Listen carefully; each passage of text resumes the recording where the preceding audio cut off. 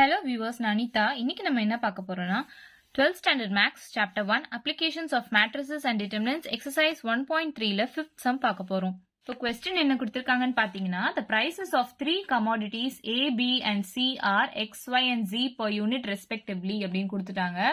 இப்போ ஒரு பர்சன் இருக்காரு, பர்சன் P அப்படின்றவங்க வந்து 4 யூனிட் ஆஃப் B பர்ச்சேஸ் பண்றாங்க. மீதி 2 units of A 5 units of C செல் பண்றாங்க. அதே மாதிரி Q வந்து 2 units of C பர்ச்சேஸ் பண்றாங்க. மீதி 3 units of A 1 unit of B செல் பண்றாங்க.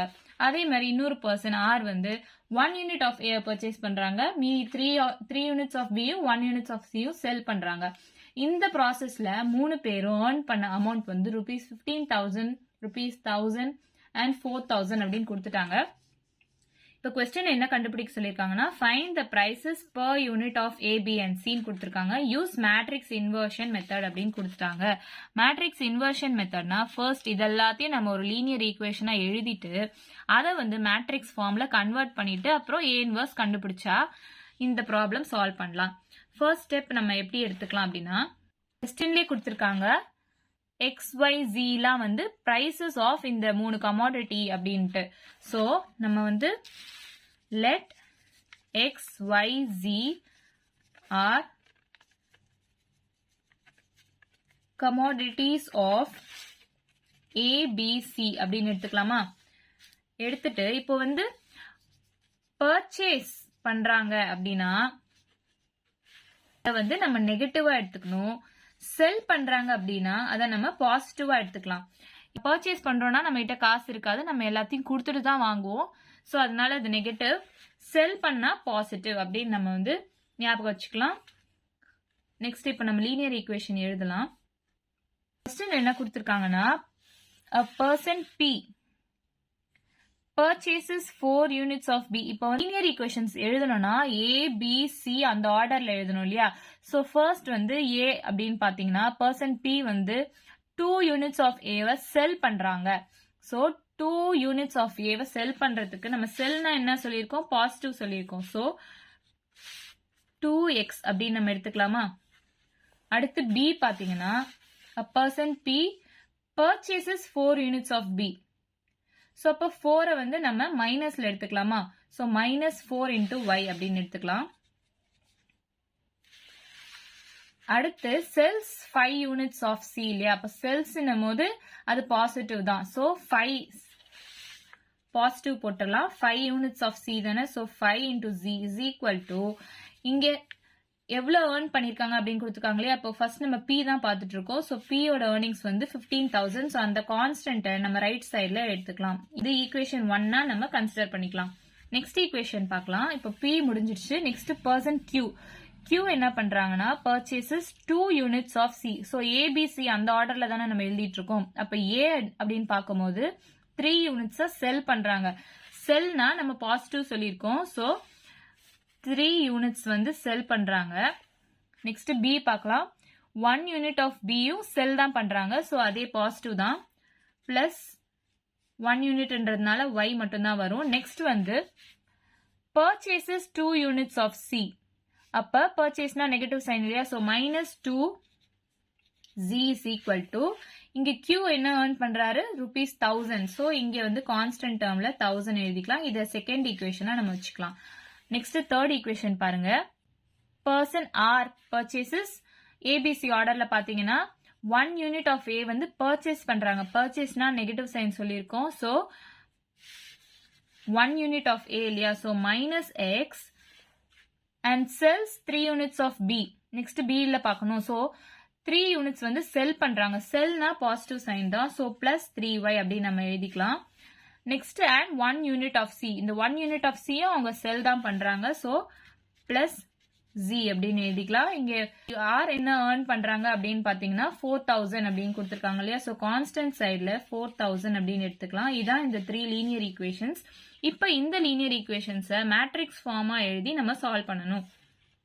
இப்படி மேட்ரிக்ஸ் ஃபார்மா எழுதும் போது இப்போ எக்ஸோட கோஎஃபிஷியன்ட் 2, ஒய்யோட கோஎஃபிஷியன்ட் -4, ஜியோட கோஎஃபிஷியன்ட் 5, எக்ஸோட கோஎஃபிஷியன்ட் 3, ஒய்யோட கோஎஃபிஷியன்ட் 1, ஜியோட கோஎஃபிஷியன்ட் -2, எக்ஸோட கோஎஃபிஷியன்ட் -1, ஒய்யோடது 3, z ஓடது +1.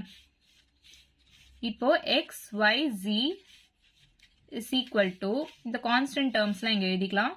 15,000, 1000, 4,000. So இது எந்த ஃபார்ம்ல இருக்கு அப்படின்னு பார்த்தீங்கன்னா ax is equal to b அந்த ஃபார்ம்ல இருக்கு. ஸோ இப்போ a இந்த பக்கம் கொண்டு வந்து இன்வர்ஸ் எடுத்து சால்வ் பண்ணலாம். அப்போ x is equal to a inverse b ன்னு எழுதலாமா? இந்த a இந்த பக்கம் வந்துச்சுன்னா a inverse ஆயிடும். ஸோ a inverse கண்டுபிடிக்கிற ஃபார்முலா வந்து 1 divided by determinant a into adjoint a. determinant a ஓட value must not be equal to 0. ஏன்னா 0 ஆயிடுச்சுன்னா 1 by 0 infinity ஆயிடும். a inverse வேல்யூ கிடைக்காது. ஸோ determinant a நம்ம கண்டுபிடிக்கணும். determinant a is equal to இந்த வேல்யூக்கு நம்ம determinant எடுக்கணும். 2 minus 4 5 3 1 minus 2 minus 1 3 1 இந்த வேல்யூக்கு நம்ம determinant எடுக்கணும். ஸோ 2 into 2 இருக்க ரோ காலம் விட்டுட்டீங்கன்னா மீதி diagonal மல்டிப்ளை பண்ணுங்க.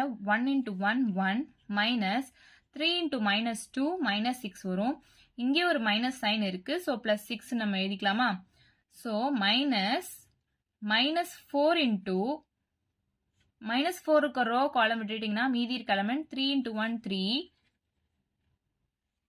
minus 1 into minus 2 minus 1 into minus 2 வந்து plus 2 ஆச்சா?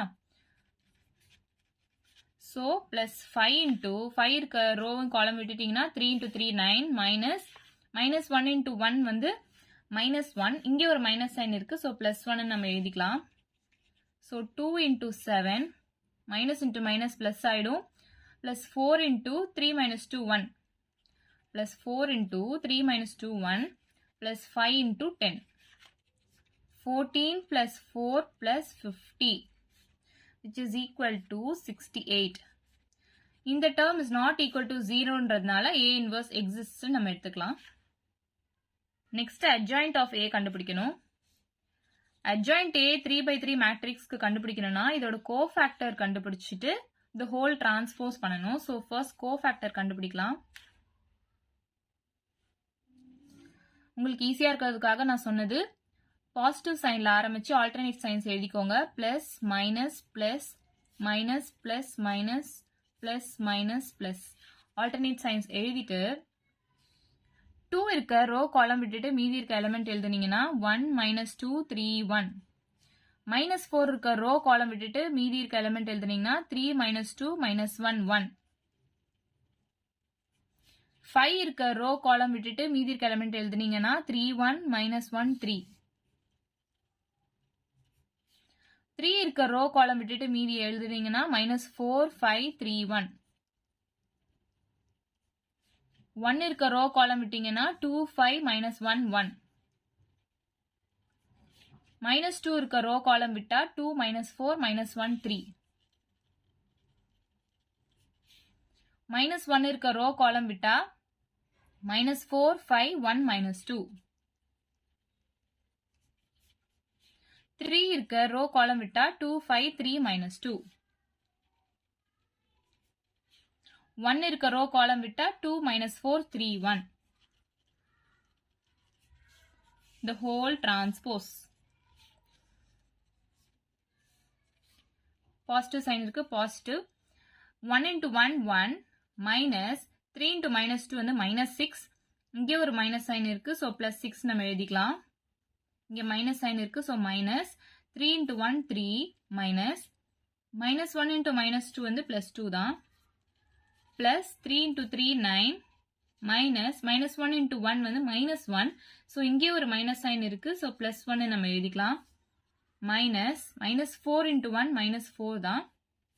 minus 5 into 3 15 plus 2 into 1 2 minus minus 1 into 5 வந்து minus 5 இங்கே ஒரு மைனஸ் சைன் இருக்கு. ஸோ plus 5 நம்ம எழுதிக்கலாம். minus 2 into 3 6 minus minus 1 into minus 4 வந்து plus 4. ஸோ நம்ம அப்படியே எழுதிக்கலாம்.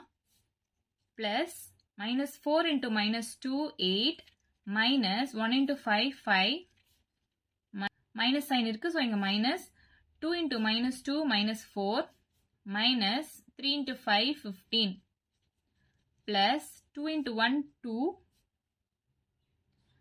minus 3 into minus 4 minus 12 வரும். இங்க ஒரு minus sign இருக்கு. ஸோ plus 12 எழுதிக்கலாம். whole transpose.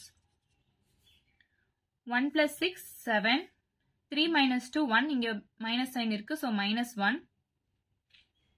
Sorry, 9 plus 1 10, minus 4 minus 15 வந்து minus 19, so இங்க ஒரு மைனஸ் சைன் இருக்கிறதுனால plus 19. 5 plus 2 7, 6 minus 4 2, இங்க ஒரு மைனஸ் சைன் இருக்கு, so minus 2. 8 minus 5 3, minus 4 minus 15 வந்து minus 19, இங்கே ஒரு மைனஸ் சைன் இருக்கு, so plus 19 எழுதிக்கலாம். 2 plus 12 14, the whole transpose. so transpose எடுத்தனா ரோவெல்லாம் நம்ம காலமா எழுதுவோம், so 7 minus 1 10 காலமா எழுதிக்கலாம். 19 7 minus 2 காலமா எழுதிக்கலாம். 19 7 minus 2, next 3 19 14 காலமா எழுதிக்கலாம். so இதுதான் adjoint A ஓட வேல்யூ. so A inverse கண்டுபிடிக்கணும்னா 1 by determinant A into adjoint A தானே. so determinant A வந்து 68 நம்ம ஏற்கனவே கண்டுபிடிச்சிருக்கோம், so 1 divided by 68 into adjoint A ஓட வேல்யூ இது 7 19 3 minus 1 7 19 10 minus 2 14. x is equal to A inverse B, இதுதானே நம்ம கண்டுபிடிக்கணும். ஸோ இப்போ நமக்கு A inverse வேல்யூ கிடைச்சிச்சு. நெக்ஸ்ட் B கூட இதை மல்டிப்ளை பண்ணணும். எக்ஸ் டேர்மை வந்து நம்ம எக்ஸ் ஒய் ஜின்னு எடுத்துக்கலாம். A inverse ஓட வேல்யூ இப்போ கண்டுபிடிச்ச வேல்யூ எடுத்து எழுதிக்கலாம். 1 divided by 68 into 7 19 3 minus 1 7 19 10 minus 2 14. B ஓட வேல்யூ வந்து 15,000 1000 4000 நம்ம ஸ்டார்டிங்லேயே பார்த்துருக்கோம். ஸோ இதை இப்போ சாதாரண மேட்ரிக்ஸ் மல்டிப்ளிகேஷன் பண்ணனா 1 divided by 68 into 15,000 into 7. So 15 into 7 வந்து